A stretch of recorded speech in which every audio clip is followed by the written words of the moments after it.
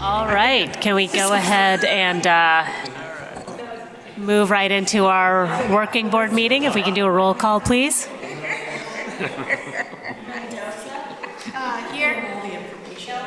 Here.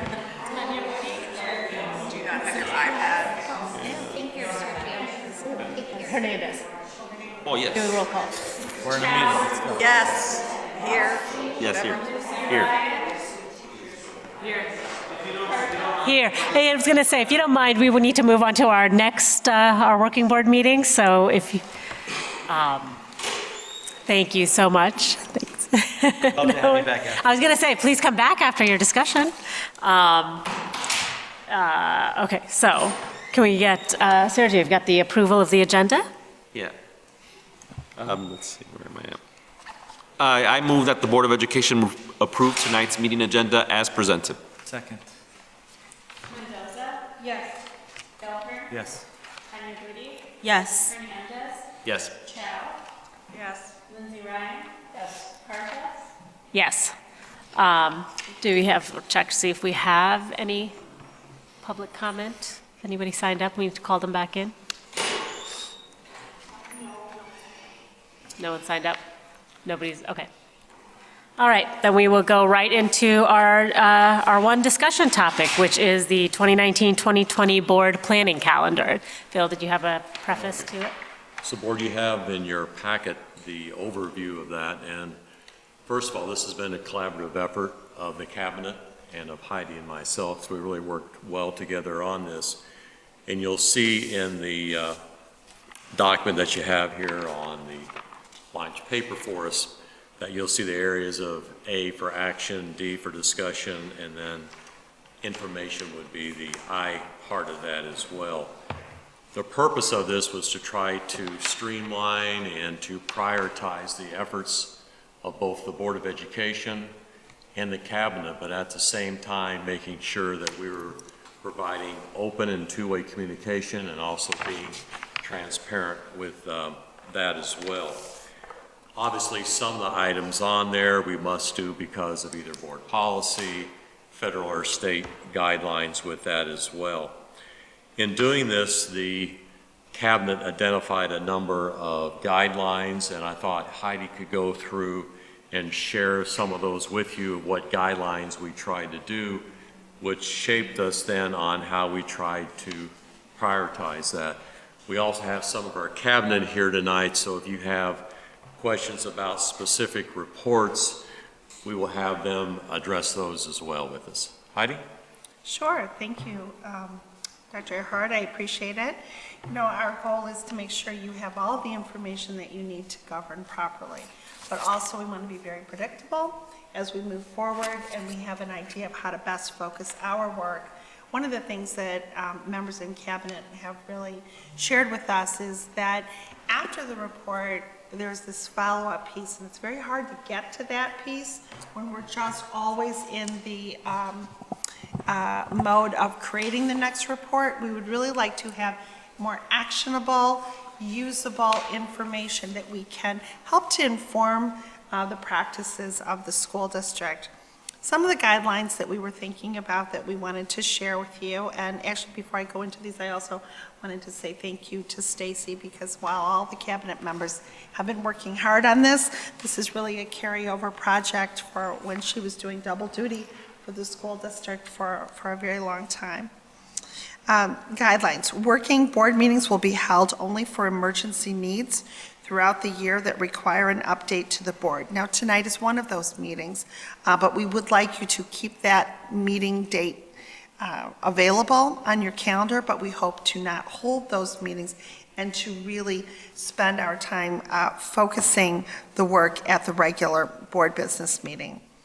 The administration will keep the board informed about emergent issues through routine communication channels. And I think you've already had an opportunity to see that we're on top of that. I thank the cabinet members for their contributions related to weekly updates. Limiting discussion to no more than 2 per regular board meeting. And the purpose of that is to be able to do a deep dive, allow board members to make the comments that they need to make. We do encourage you to come with succinct, prepared statements on topics that it's very important to you as board members to get into the public record, but we also want to be efficient and effective and to hear a variety of voices at the table. Next, discussion items that are not required will be added to the board agenda only if they require action from the board or community vetting. So we want to make sure that we're focused on the most immediate topics. Non-required agenda items will focus on district priorities and will include information regarding implications for racial equity and collaboration with stakeholders, particularly internal stakeholders. We will make every effort to eliminate redundancies in reporting while still getting key critical information out there for the board and also for the public.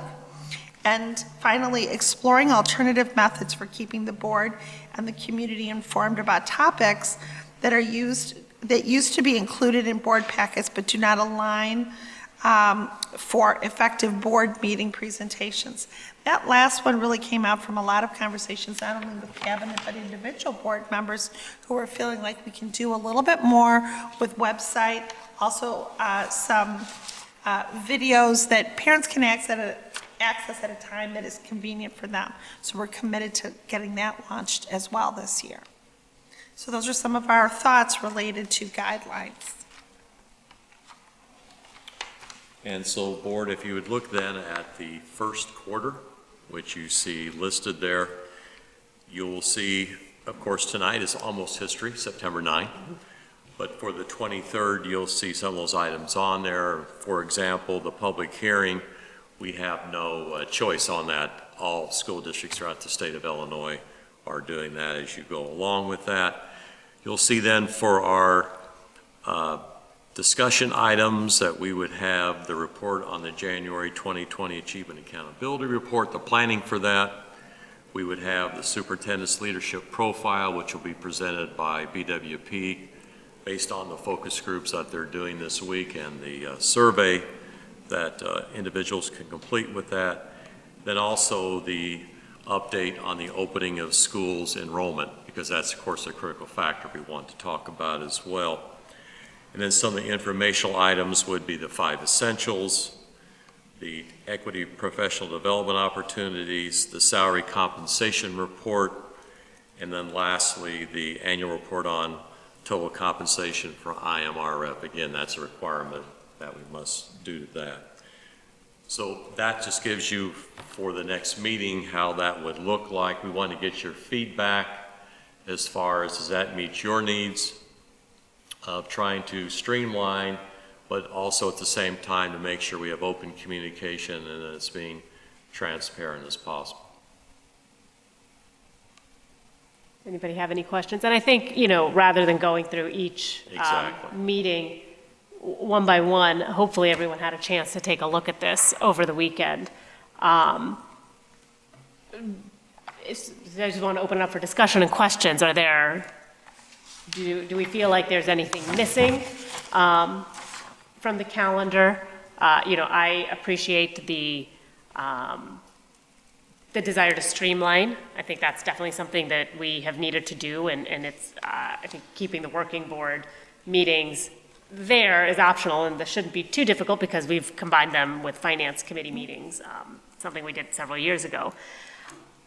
I do want to think and make sure we have a shared understanding of what, sort of the emerging needs that would necessitate discussion at a working board meeting, what that might be. I think it's easy, as the year goes on and there's, parent or stakeholder discussion around particular topics that may be, hot topics at the time, there tends to be a desire to then want to bring that for discussion to a board meeting.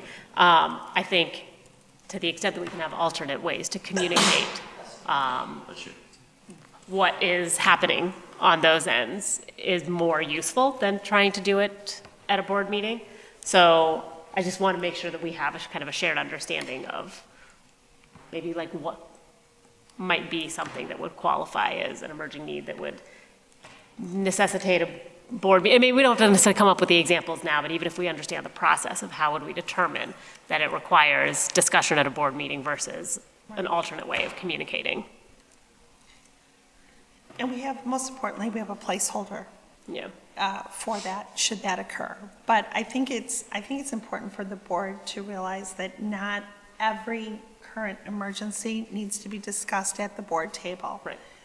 There are other ways, like, for example, I would say that a hot topic that is affecting a number of schools, maybe we're going to meet with the PTA presidents, so we can share information, or maybe we are putting out information in a way that people can either read it or watch it, make sure that that the board and the district is responding when something is of major concern. But very often, a topic is a very personal topic, and it might be dealing with a specific school or a specific staff, and then the board meeting is not the appropriate place to have that conversation. For sure.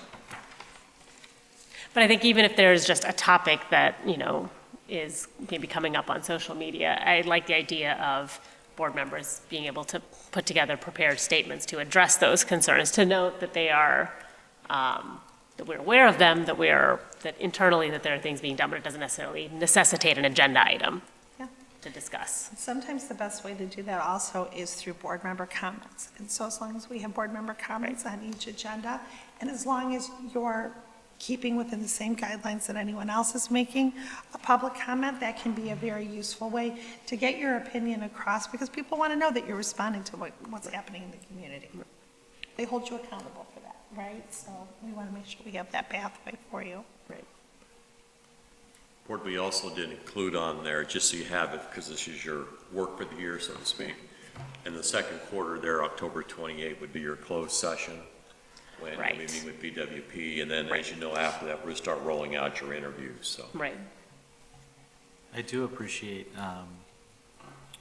the comments and the guidelines around redundancies for reporting. And Kylie and I, we've talked about it. The accountability reports are so important, but you don't always need 30 pages for it, because I think as a district, I'd like to hear more about, we're identifying the need, which we already knew, right? And have more space for the action planning and execution. And if limiting the workload there gives you all the opportunity to lead in the action planning part, like that's the preferred space to spend time. But in that same vein, the discussion items that are not required will be added to the board agenda only if they require action. There's so many things that a leadership team can do that doesn't have to come to a board meeting. And I think in a year with interim leadership, you both will have a lens to what types of bold moves can the cabinet make Right. prior to a new person coming on board. And I, as one board member, fully support pushing things forward that you guys think is right for kids, that meets the values and the vision of the district, and like get it done now while you have the space and the leeway to do that without some of these other things on the plate. Like, hopefully that's what it allows you the space to do, is to think clearly about, hey, we've never really gotten to this part of the action, but we can do that now. I so appreciate your comments related to that, because I do share the perspective that we have a very talented group of members at the cabinet level, and we want to make sure that we are using their time in the greatest capacity for impacting students. I think one thing I want to just bring light to too is the 7 priorities are really good, important, and pretty significant work. And so, I think from the cabinet members' point of view, really trying to put a lot of strong focus into that work, and to be able to see that process throughout the year is critically important. And so we're hoping to be able to really maintain a strong focus on that throughout the year. I wholeheartedly support everything you just said in terms of, wanting to move forward with action. I think I would only qualify it with, to be able to take that kind of bold action and to be successful is also going to require collaboration and communication. clear communication. So I think we just have to make sure that we make sure to build in the time for that as we are thinking forward on the action plans. Thank you. And that's internal collaboration and communication, but also the external communication to our parents and community members. So I have a question. In terms of communication, do we have a communication plan established for how you perceive these incidents as they come up? Does our communications department have a plan for how you're going to handle those things? So I would say that's in process right now. We've begun discussions on that. Great. But again, I do appreciate what you said, Heidi and Bill, in regards to really trying to, again, focus on different means of communicating with folks, right? So whatever way we can communicate via social media, via text, via video, again, and then making sure that parents know that there are these options available to learn about what the district is, about district work and what our priorities are as a cabinet, as leadership, to really make a positive impact on children's outcomes. And really, so, thinking about leveraging, our school leaders, our principals, as well as, again, a lot of the parent groups that we have, BPAC, we have the ABC group, we have several, our Early Childhood Center has like about 2 or 3 parent engagement groups that we can leverage and communicate with, again, who, again, can communicate to other parents and then put the word out. Just being very thoughtful as we, again, as we move forward with the communications plan to leverage a lot of these groups, and groups like OPAL and the NAACP, our churches, whatever we can do to engage those partners and stakeholders as well as we communicate out our district work.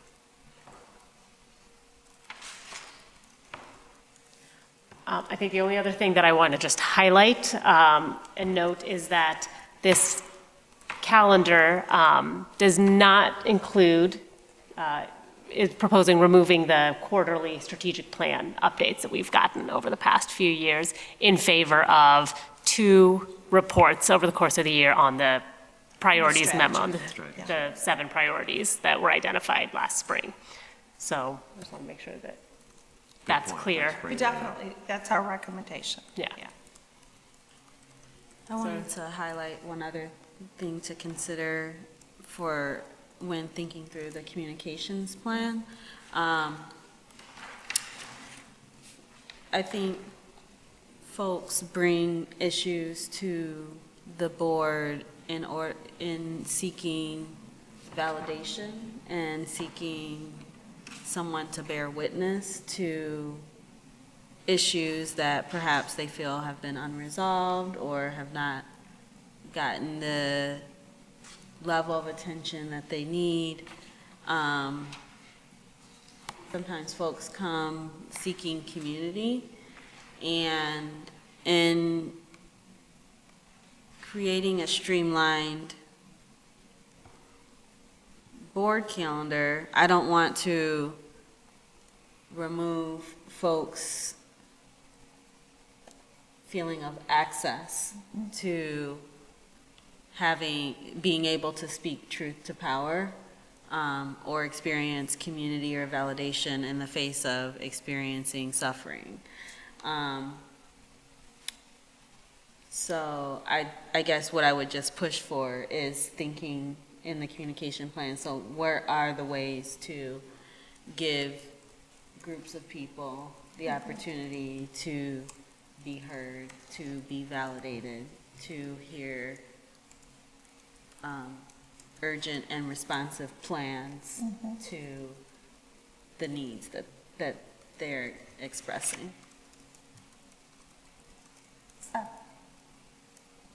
think you can anticipate that it would be disparate impact for certain groups, for marginalized groups to not have the same access to have their voice heard in other places. And so it becomes even more important as we're dealing with equity that if we take away some of those opportunities in the board space, that will have more impact on marginalized groups than it will have on dominant groups. right. That's going to cause us to look outside of board meetings, not just within board meetings, to find ways to bridge that gap. So, thank you. Are we doing board cafes this year? Yes, I mean, it's been on hold as we've been doing all of the focus group planning. But I think we are going to look at a calendar to do that. And I think, Sergio has mentioned the different parent groups that already exist, and I think there are parent affinity groups that exist, and so maybe there is a more formal way we can think through about making sure that we are communicating with those groups, that they can then, are being present at those meetings, so that we can have some more intentionality about making sure that we're. Right. And that some groups are likely, because of a lack of access, to not access all those other opportunities until there's a point of urgency. And so if we're rigid about who can speak, who can be where, it's likely to have some unintended consequences of who finds those spaces and who doesn't. And in the event that I misspoke, if that could easily happen, I want to be clear that we are not in any way limiting public comments in any board meetings. I want to encourage families, employees, friends of the district, and even people who are feeling uncomfortable with the district to come forward, because this is a safe place to share your opinions. So it does not have to be an agenda item in order to come forward. And I know that the board I know this is what you are communicating to us, and I think that everyone at this table agrees with that and wants to continue with that importance. This calendar was really about our planning, our work, and being fully prepared to deliver what you expect from us. But I love the challenge that we need to continue to think about ways we can connect with our community, and that the board can continue to connect with the community, because we need those voices in order to be effective. I do think, though, we have to recognize, and I appreciate what you're saying, and I think obviously, yes, the public comment, people can come and comment on whatever the topic is. It doesn't have to be something that's on the agenda. By taking away the working board meetings, we are taking away one avenue for public comment, because technically speaking, the committees, Well, we have the option of the committee to have public comment. I was going to say, so we might want to consider adding a public comment period at the On months end that we of. don't have a working board meeting, we can Correct. plan on having. At the public finance comment. committee meeting, to have public comment at those, so that people still have that access.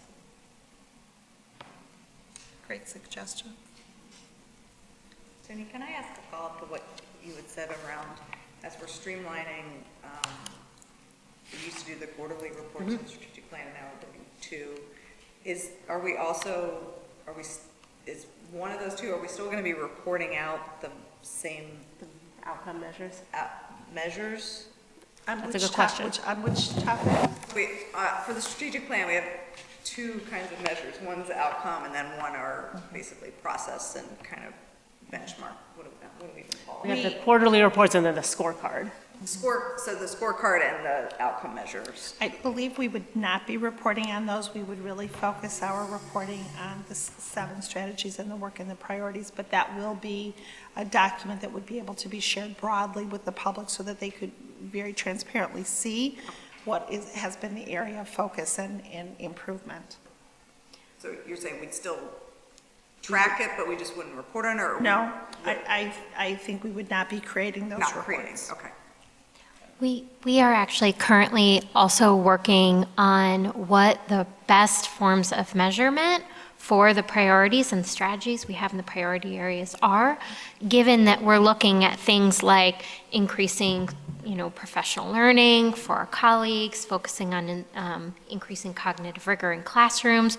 We really have to kind of look at what are going to be appropriate, reliable, meaningful measures for assessing how we're doing along those lines. And so our plan is to really drill into that and provide meaningful information for you all that is really tightly aligned with those priority areas and strategies. Got it. And then I assume that would be meaningful information for you too, because I don't want Yes, yes, work that you're just doing for us. yes. No, we have. To actually doing the work. I Yes. guess that was a Yes, this sidebar is. way of saying it. No, you're totally right. It is the work. Yeah, the work is the work. So in this regard, what we are doing is really trying to think about what's going to inform district leaders, what's going to inform school leaders, what's going to inform teachers in their classrooms to really drive improvements home and make changes in professional practice. And so then we'll be aggregating that up and sharing that information out with you all in different meaningful ways. It's early in the year, but I think that you might anticipate that as we look at the strategies, we have all this data that we collect, and we want this to be actionable data and usable data, but we may come across some strategies that we really don't have a way to collect the information that we vitally need to be able to fully inform those strategies. So you may see, as a board, some recommendations from us as we're looking for other kinds of meaningful information that we want to consider gathering in the future. That all sounds wonderful. That does sound wonderful. Thank you all for. Are there any other questions on the calendar? I had one item that came to mind. I see the racial equity impact assessment update on the April 20th policy committee meeting. One of the things that I don't think that we ever did was have an action item vote around that in order to apply the I racial think equity we impact did, assessment. but I would have to go Did? back and look. I think at the end of the year. We discussed it at the policy meeting. I mean, No, I remember that. but I don't recall voting on it. So I was just wondering if that also needs to appear as an action item on the 27th, or if it We needs need to to appear check, earlier. because I think we did, but now I'm not 100% sure. So it's just a wondering of if that's something that we need to fit in as an action item. Great, Thanks. thank you.